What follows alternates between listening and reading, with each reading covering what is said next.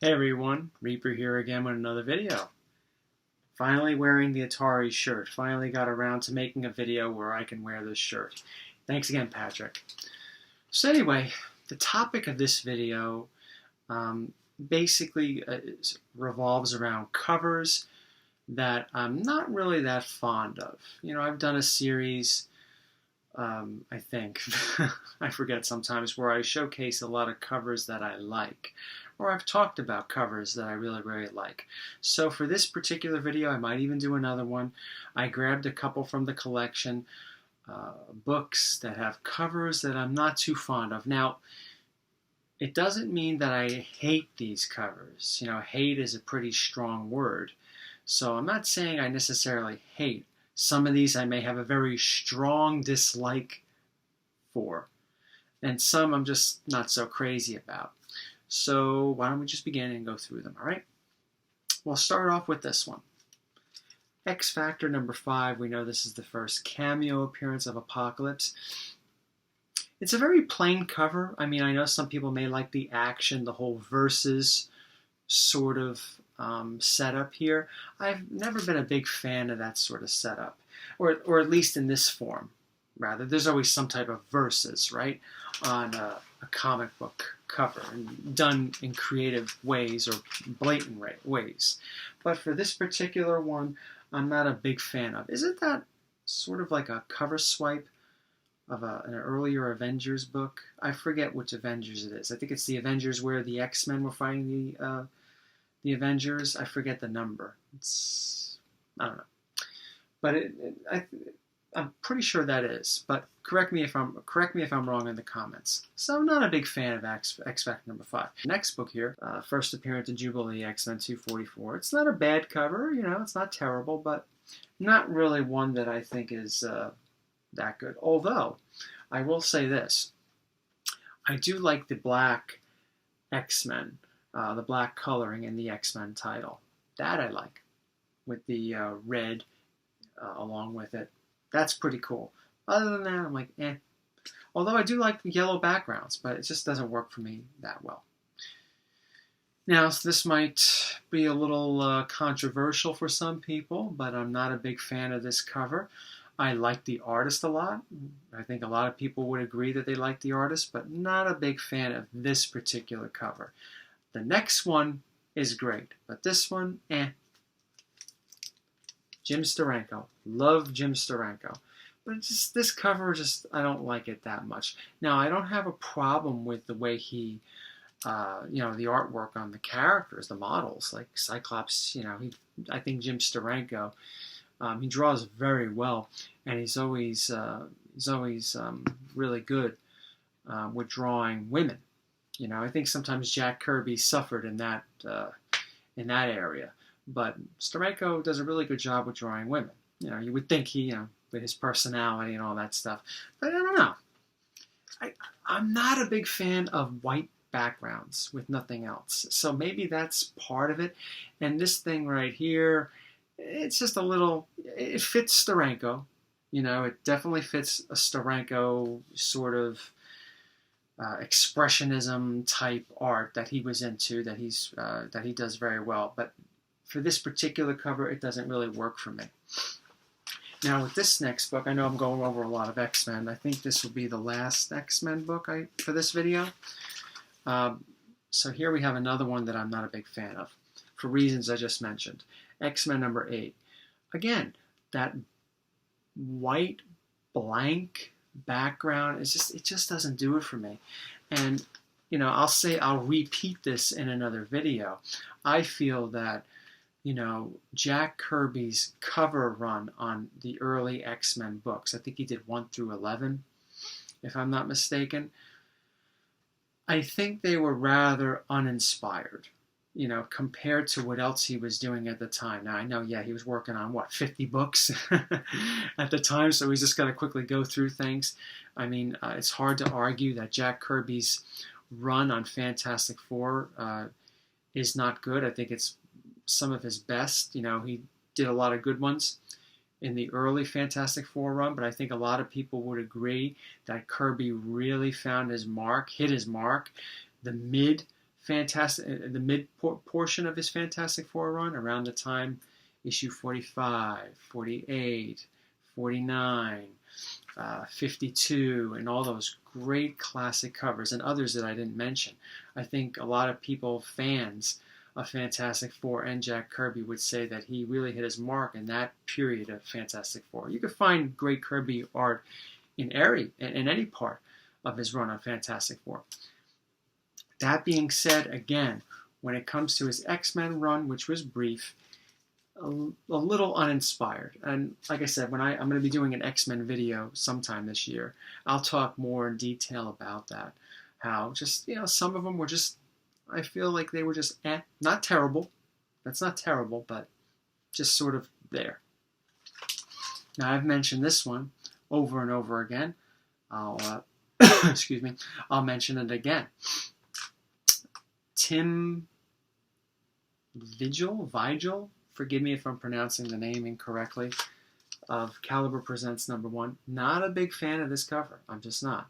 Don't mean to insult the artist, but I just something about it I just don't like. And I've said it again. This is the cover that I like. Although it wasn't picked for the front cover, I like that one better. But I'm just not a big fan of this cover. It's just, some people out there may really like it. Maybe you see something in it that I don't. We all have different opinions on things. But I'm just not a fan of it. And here we have another one that I'm not a big fan of. It's not terrible, but I'm just, Luke Cage #1. Like with the white backgrounds that I said I really don't like too much, those plain white backgrounds with the X-Men 49, the X-Men 8, and there are other books in that line that have similar backgrounds. I'm not a big fan of the frames that were very popular in the early 70s. Some of them I do like, and I'll talk about that in other videos. But for this particular issue, I like Luke Cage. I don't mind the book. I think it's pretty cool, but just not a big fan of this cover when it comes to the actual frame and all that stuff. I mean, it's got some cool things going on in the background with the cards and, the nightlife, with the, supposedly the sign, it's supposed to be the Signs Girls Bar.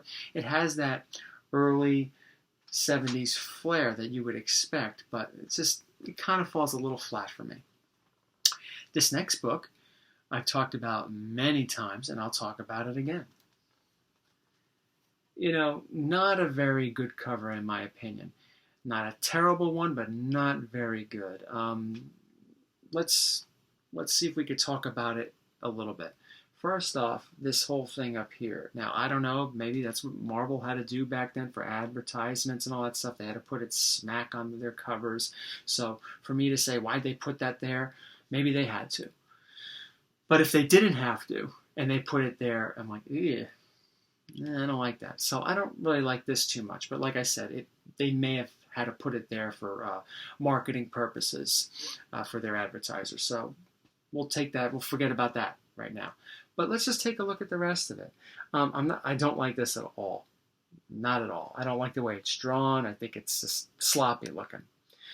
And here we have, this is probably the best part of the cover right here with Captain America getting thrown through the glass. I think that's okay. It's not bad.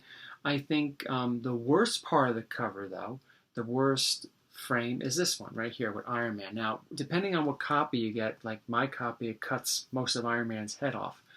My other copy has a little bit more of his head shown.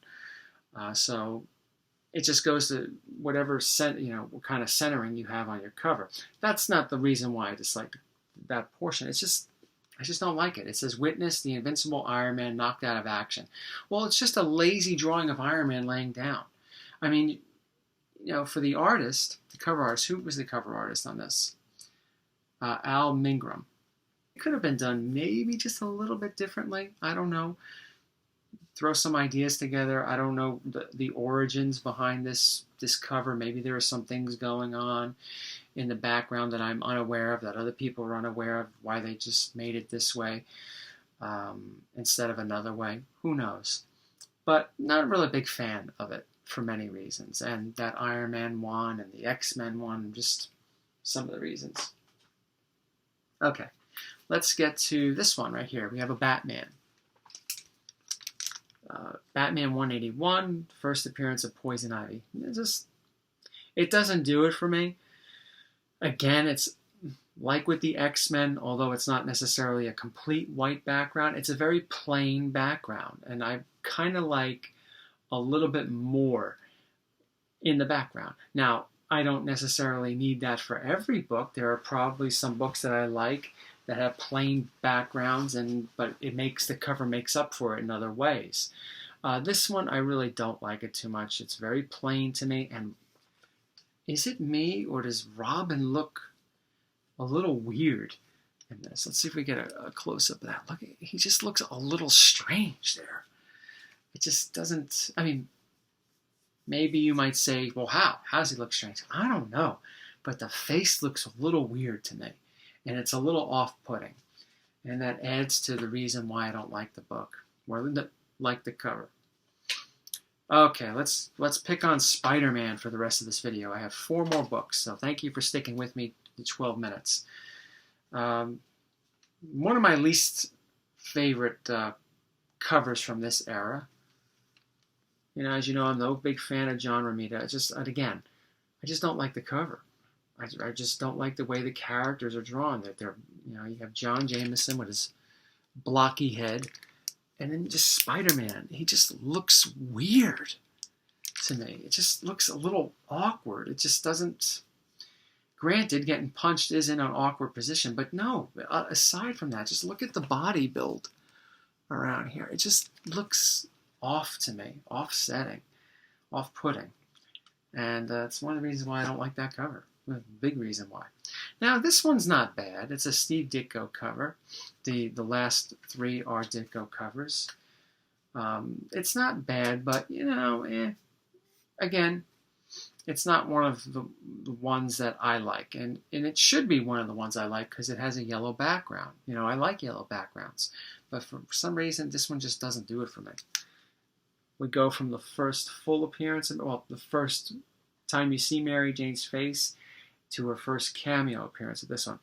It's an okay cover. I know a lot of people know this book. They remember the cover and all that stuff. It's just, again, it's just not. It just looks a little weird with Spider-Man shooting the web fluid and stuff like that. It's just, I don't know. It looks more like water than anything else. But that's just a little criticism. It's just the rest of the cover I'm just not really that big a fan of. I like that cover better than this cover right here. First appearance of Gwen Stacy and Harry Osborn. Not a fan of this cover at all. The middle, where you see Spider-Man's head, it looks faded. Right? For those that are familiar with this cover, that have it, never liked that about this book. It just looked so odd to me. And it's just something that I just can't get behind, saying that, yeah, it's a classic cover. I mean, I don't know. Is this a classic cover? I don't hear too many people talking about it, how classic it is. I know it's an important book because it's the first appearance of Gwen Stacy and Harry Osborn. But to me, yeah. Now the last one is a Spider-Man book. For some of the same reasons I've mentioned over and over again in this video on why I don't like the covers. The background is too plain, and it's not necessarily a color that I'm too fond of. Here we have Amazing Spider-Man 10.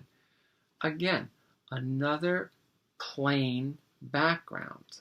I'm not a fan of it. I mean, it's just something that just does not resonate with me when it comes to good early Ditko covers. Ditko has drawn wonderful early Spider-Man covers. Some of the ones that I find to be wonderful, the Amazing Spider-Man 3 and 4 and 6 and 9. Quite a few before you even get to number 10. And quite a few wonderful covers after 10. Classic covers. Memorable covers. To me, this one, and there are others in the early run, a few others, maybe, a couple more, that are just uninspired for me. And that's why I'm not a big fan of that cover. I'm not a big fan of the Enforcers either. But what about you? What are some covers that you dislike? They could be well known, or they could be just somewhat known, or whatever. I'd be interested in reading what your thoughts are in the comments. Thank you, everybody, and take care.